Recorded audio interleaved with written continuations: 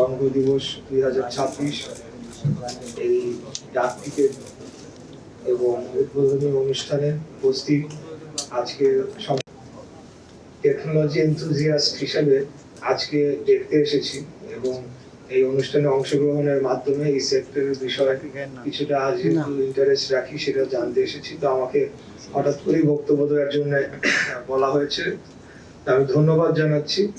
আমি মুক্তিযুদ্ধ বিষয়ক মন্ত্রণালয়ের প্রতিমন্ত্রী হিসেবে দায়িত্ব পালন করছি।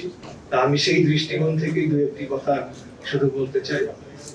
আমি মনে করি যে আমাদের দেশের যে টেলিযোগাযোগ ব্যবস্থা, এটার সাথে আমার পূর্ববর্তী বক্তারা বলে গিয়েছেন যে এর সাথে জড়িত রয়েছে আমার দেশের সার্বভৌমত্ব, আমাদের দেশের ভবিষ্যতে অন্যান্য বিশ্বের যে কোনো দেশের সাথে আমাদের সম্পর্কের বিষয়গুলো জড়িত রয়েছে। আপনারা জানেন যে পৃথিবীতে একটা যুদ্ধ পরিস্থিতির মধ্যে এখন আমরা রয়েছি। গতকালকে আমি দেখলাম যে হরমুজ প্রণালীর তলদেশ দিয়ে যে সাবমেরিন কেবল যাচ্ছে, সেই সাবমেরিন কেবলের উপর এখন একটা নিয়ন্ত্রণের চেষ্টা চলছে সেই যুদ্ধ পরিস্থিতির মধ্যে দিয়ে।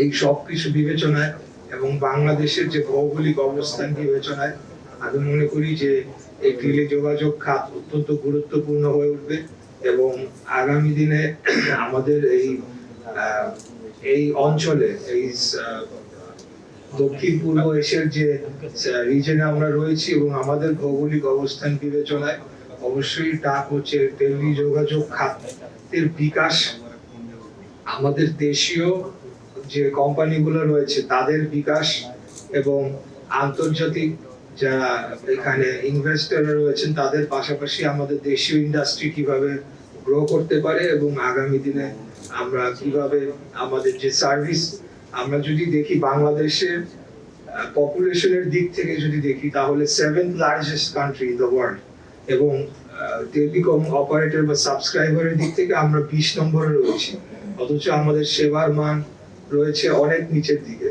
সেই জিনিসগুলো বিবেচনায় এবং আমাদের মার্কেটের সাইজ বিবেচনায় আগামী দিনে এমন পলিসি নেওয়া হোক এবং আমার বিশ্বাস যে মাননীয় মন্ত্রী এবং মাননীয় উপদেষ্টা যিনি রয়েছেন ওনারা অত্যন্ত যোগ্য।